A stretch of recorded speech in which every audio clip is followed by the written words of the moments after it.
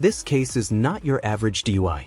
Today we're in a Michigan courtroom where a police officer himself is sitting in the defendant's chair.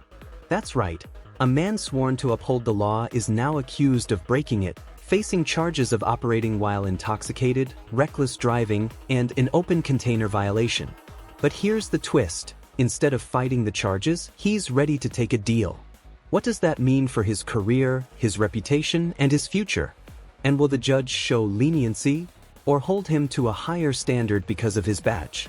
Stick around because this hearing takes us through the guilty plea process step by step, and you're going to see firsthand how justice treats one of its own. A quick denial. All right. Good morning, everyone. Morning, Judge. All right, this is case number 254549201, the people of the state of Michigan versus Javarica Martel Tyus. Defendant is charged with operating while intoxicated, reckless driving, and driver with an open intoxicant in a motor vehicle. Today is the date set for final pretrial conference, and I'm confused by Ms. Hadid's presence, but appearances, please. Good morning, Your Honor, and to your staff. Rana Hadid on behalf of the people, P62243. Good morning, Your Honor. May it please the Honorable Court, Vassal Johnson II, P72130, on behalf of Mr. Tyus here, present on Zoom. And Mr. Tyus, state your full name for the court. Javarica Martel Tyus, present, Your Honor. All right. Is this some type of special case? Why is Ms. Hadid here? Your Honor, he's a police officer. Oh, okay. Thank you. All right. Mr. Johnson, how are you proceeding? After much discussion, Here's where things get interesting. The prosecutor lays out the deal. Plead guilty to operating while intoxicated, and in exchange, the reckless driving and open container charges vanish. On paper, this looks like a win.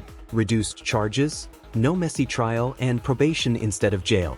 But think about what this means. This officer admits to drunk driving with a blood alcohol level nearly double the legal limit.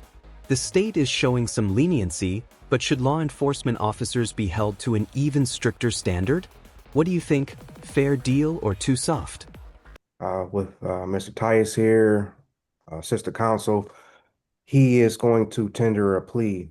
I do have a plea form. Ms. Hadid did email it to me yesterday.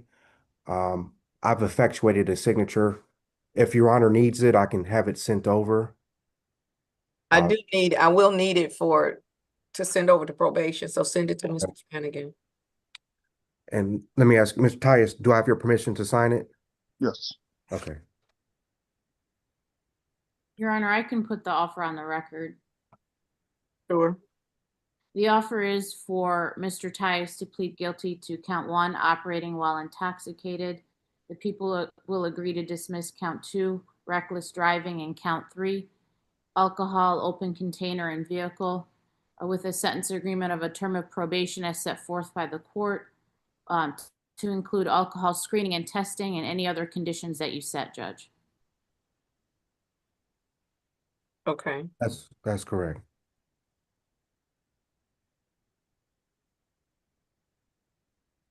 I apologize. You said a plea to count 1 and a dismissal of the other 2? Correct. Okay, thank you. Okay, let me just switch back a little bit. Mr. Talley, start your camera.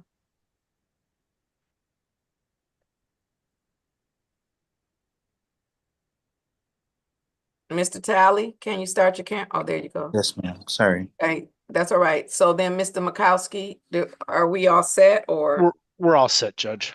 Okay, then respect to the matter of the people versus Malcolm Talley, we are all set for jury trial October 21st, unless there's some medical reason to change that, and then final pretrial October the 3rd, which of course is on Zoom, and then we'll get an update at that time. Everyone have a great day. Stay safe. Thank you. You too, Judge. All right, you're welcome. All right.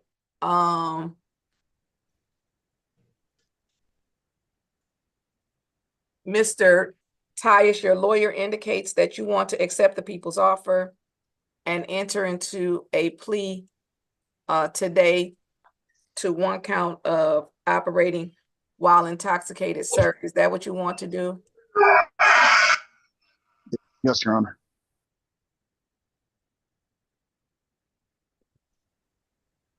All right, I'm going to share my screen, Mr. Talley. Mr. Tyus, I'm sorry. I'm going to share my screen. On it will be a constitutional rights form. Have you had an opportunity to review for yourself? Is this constitutional rights form? This is the pivotal moment in every guilty plea. The judge carefully reminds the defendant of his constitutional rights: jury trial, appeal, and the chance to fight the evidence. By pleading guilty, he's giving all of that up. Notice how the judge keeps circling back, making sure the answers are clear and voluntary.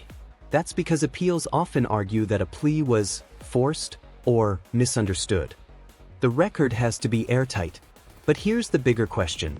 Why would someone who's a trained police officer, fully aware of the system, willingly surrender these rights? Maybe because he knows the evidence is stacked against him.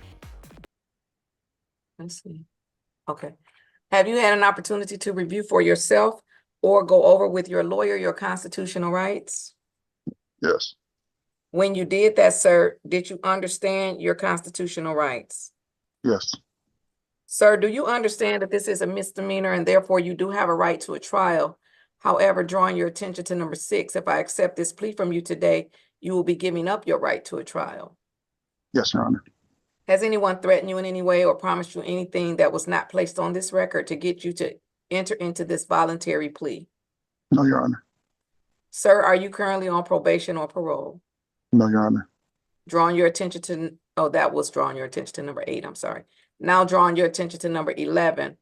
Do you understand that by entering into this voluntary plea, you may be giving up your right to the automatic appeal to the circuit court? And if you were to change your mind about the plea, you would either have to request permission of this court to set aside this guilty plea or request permission of the circuit court to appeal the conviction. Yes. And with that understanding, do you still want to enter into this voluntary plea? Yes. Will you raise your right hand for me? Do you swear or affirm that the testimony you're about to give will be the truth, the whole truth, and nothing but the truth, so help you God? Yes, Your Honor. All right. You may put your hand down. Who's going to voir dire Mr. Tyus with respect to the factual basis? I can do it, Judge. Okay. All right.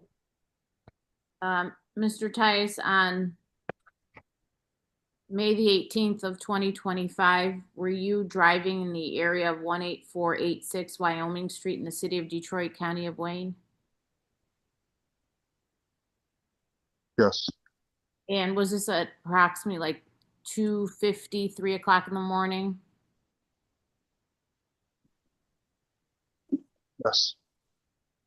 And is this a location that is accessible to vehicles? Yes. You can drive in this particular area? Yes. And on that day and time, did you have an alcohol content of approximately 0.15 grams or more per 100 milliliters of blood? Yes. I'm satisfied, Your Honor. Satisfied. All right. And there it is, the hard number. A blood alcohol concentration of 0.15, nearly twice the legal limit. For anyone, that's dangerous. But for an officer of the law, it's a career-ending mistake. This admission locks in the guilty plea and ties his fate to sentencing. Think about it. One night of bad judgment, and now he risks his badge, his license, and his future in law enforcement. Should the system consider his service as a mitigating factor, or is the betrayal of public trust too big to overlook? Drop your thoughts in the comments, because this is where opinion divides sharply. You stipulate that that was his blood alcohol? He said yes, but I don't. 0.152. Okay. The court is satisfied. I will accept a guilty plea to one count of operating while intoxicated, and then in exchange for that plea pursuant to the offer of the people, the court will dismiss counts 2 and 3. Having accepted that plea, the court is going to set the matter for sentencing, and my next sentencing date would be October the 2nd. Mr. Flanagan, do I have any sentencings on September 2nd? No, Your Honor. Thank you. That would be my next sentencing date. Mr. Johnson, is that a good day for you? Did Your Honor say October 2nd? Yes, October 2nd. What time? It would be at 9 o'clock. Yes, Your Honor. All right, and so the court sets the matter for sentence. I apologize. Ms. Hadid, is that a good day for the people? Yes. All right. She doesn't be here. Yeah, but she doesn't have to be here. Like, she could have been in a murder trial or something. You know, so when they're not my courtroom prosecutor, then I usually ask the prosecutor as well if it's a good day for them.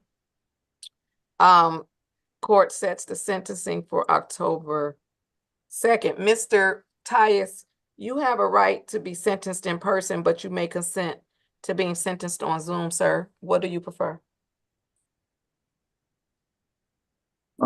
Person. In person. Court sets the matter at 9:02. That denotes in person. And then you are also required to submit to a pre-sentence investigation, and This part might seem procedural, but it's actually critical. The judge orders a substance abuse evaluation and probation review.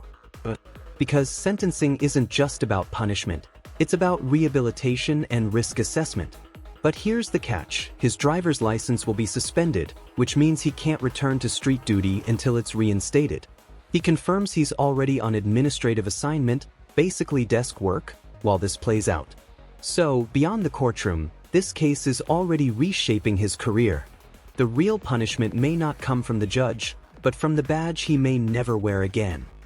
substance abuse evaluation through the probation department. They are going to contact you by phone, Mr. Tyus. If they cannot reach you, they will leave you a message and mail you a letter directing you to contact them. Make sure you do so that I can have a proper pre-sentence investigation on the date of your sentencing. In fact, I'm more so, of course, focused on the substance abuse evaluation. I'm assuming that nothing in the pre-sentence investigation in terms of criminal history will be necessary because of your occupation. Speaking of that, with respect to his driving status, is his license suspended? Is he strike that? My question is more so as to his job. Is he taken off the street because of his license, or do we need to address anything about his driving? I believe he's on administrative duty. All right. I mean, because my order currently is, of course, no driving without a valid license. I have not restricted his driving. However, Mr. Johnson, I don't know what the status of his, I know there will be a short suspension after today. So after the short suspension, he should be able to regain his license outside of any specialty court. If that's not the case, you might want to just consider, Judge Holmes is the only one that could give like restricted licenses and stuff. Yes. In specialty court, but I think because of the charge, his license will just be suspended 30 days. Yeah, briefly. All right. Okay, then we're all set until. Can I ask Mr. Tyus if he wanted to, if he can shed some light on that? Was that accurate as far as administrative duties? I don't want to say anything wrong for the record. I'm sorry. Everybody's camera's kind of going out a little bit. Can you repeat what was going on? I think I heard about was the license portion. Your lawyer just asked you if you're on administrative assignment. Like, are you off the street? Yes, I am currently off the street right now due to the case, as well as I won't be able to go back to full duty work until I'm able to, obtain the license. Right. So just check and make sure that we don't need to address anything about that at the sentencing. In 30 days, he should have his license back, I think. That's correct. Yes, Your Honor. All right, then we're all set until October 2nd. Mr. Johnson, please contact Mr. Flanagan to make sure that we have the current address and phone number for Mr. Tyus so that probation doesn't have any problem contacting him. Yeah, sure. I know there was a change in the, I'll say, living situation. Can I get that from Mr. Tyus now and I can relay?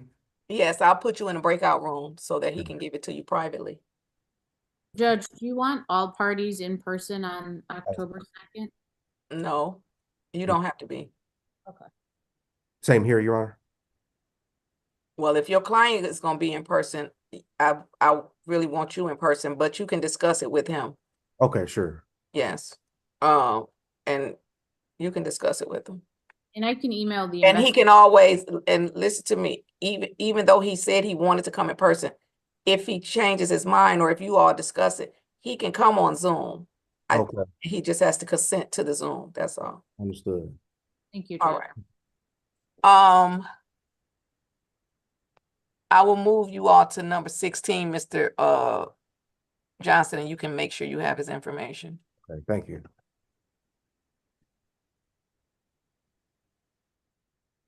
Have a good day. All right. Thank you, you as well. And that's where today's hearing leaves us. The judge accepts the guilty plea, drops the other charges, and sets sentencing for October 2nd. The outcome now hinges on probation reports, alcohol evaluations, and whether the court believes this officer deserves a second chance. For some, it's just another DUI. But when the person in the hot seat is a police officer, the public's trust and the integrity of the justice system are on trial too. If you found this case as shocking as we did, make sure to hit that like button, share your thoughts in the comments, and don't forget to subscribe for more jaw-dropping courtroom breakdowns. Trust me, you don't want to miss what happens at sentencing.